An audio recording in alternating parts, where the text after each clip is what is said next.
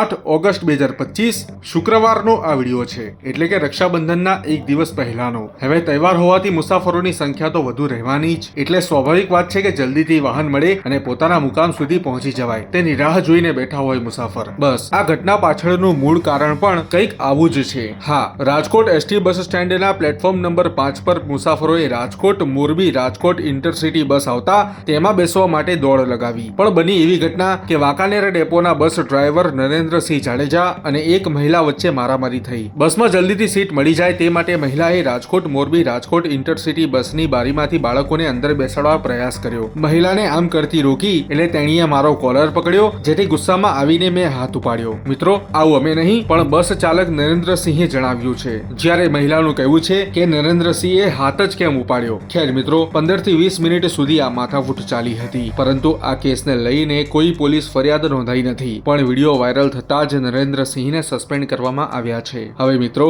આ ઘટનાને લઈને તમારો શું નજરિયો છે તે કોમેન્ટ કરો।